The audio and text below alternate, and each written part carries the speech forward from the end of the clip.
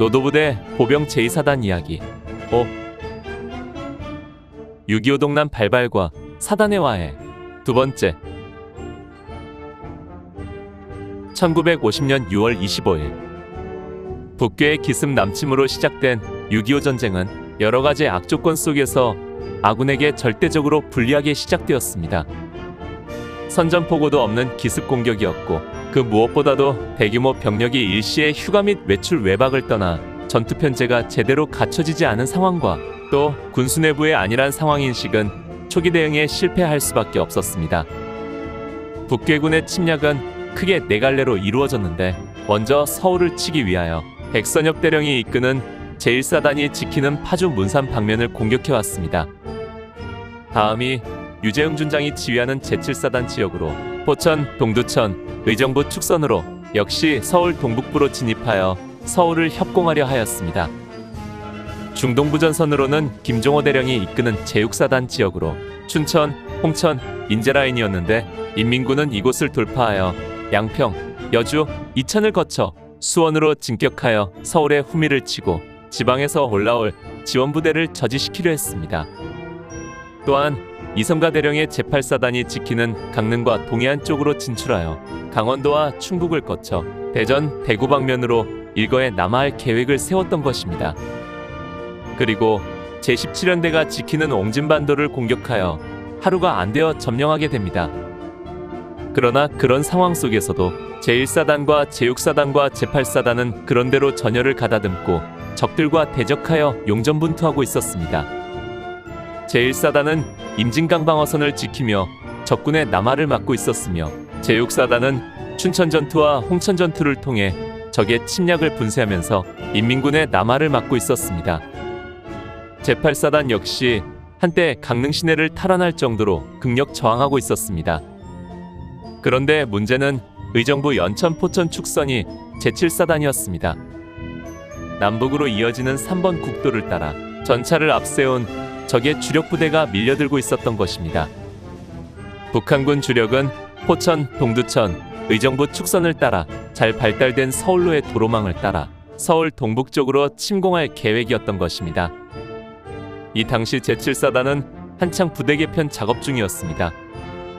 즉 본래 수도사단이라는 이름으로 창설된 제7사단은 수도경비 임무를 1949년 6월 20일 창설된 수도경비사단으로 이관하고 후방에서 빨치산 토벌 임무를 수행하다가 6.25 직전에 동두천, 포천 라인의 방어를 위해 이동하여 부대 정착화 작업 중이었던 것입니다. 따라서 사단 명칭도 전사기록마다 제7사단과 수도사단으로 혼합해 기록되어 있습니다. 여기서는 제7사단으로 명칭을 통일합니다.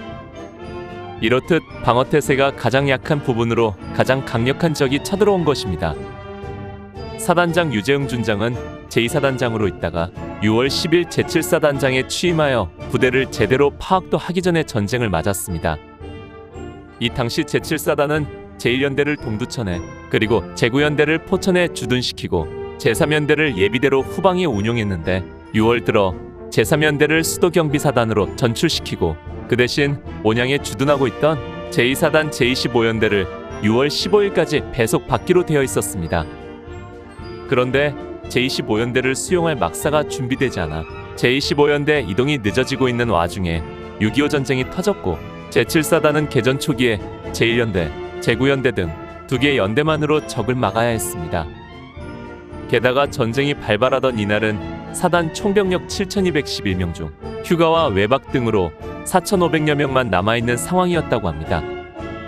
그에 반해 북한군은 주공이 보병 2개 사단, 1개 기갑여단, 2개 전차대 등 28,000여 명이었고 이들을 지원할 2개 사단이 후속 배치되어 있었기 때문에 총 48,000여 명 규모였습니다.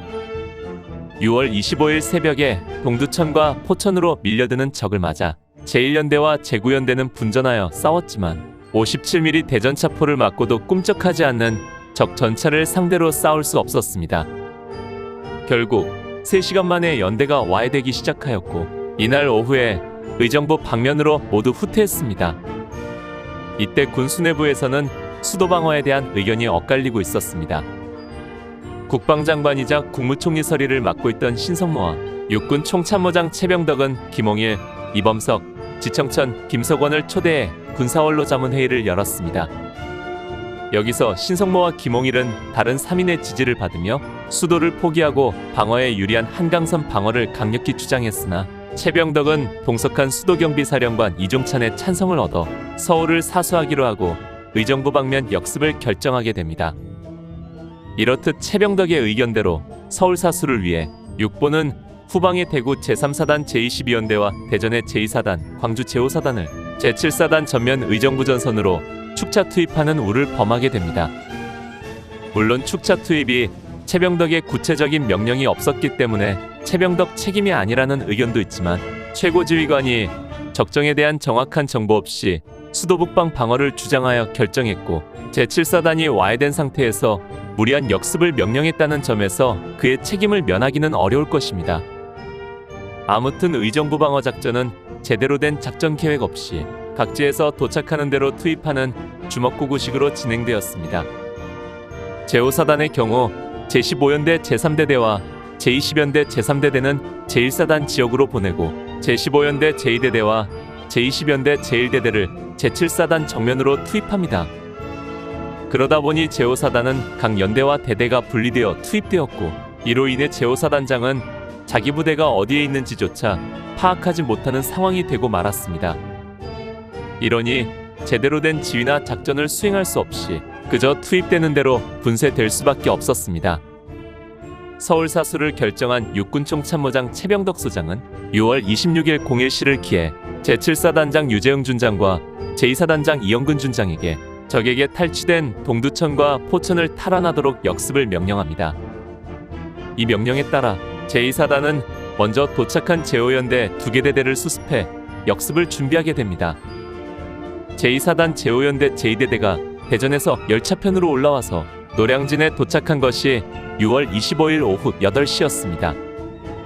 제2사단장 이영근 준장은 병력을 우선 노량진에 대기시키고 육군본부로 들어갔습니다.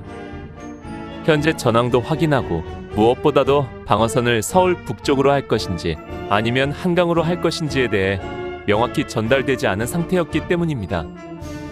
그러나 그의 회고록에 의하면 그가 가서 본 육보는 그야말로 난장판이었다고 합니다. 누구 하나 정확한 전황을 알지 못했고 지휘 통제도 이루어지지 않는 혼돈 상태였던 것입니다. 제2사단장 이영근 준장은 부대를 이동하여 의정부시 북쪽 금호동의 방어선을 편성합니다. 이런 상황에서 최병덕 총참모장의 역습 명령이 내려온 것입니다. 오늘 추억여행에 함께 해주셔서 감사합니다. 다음 이야기를 기대해 주시고 구독과 좋아요 부탁드립니다. 당백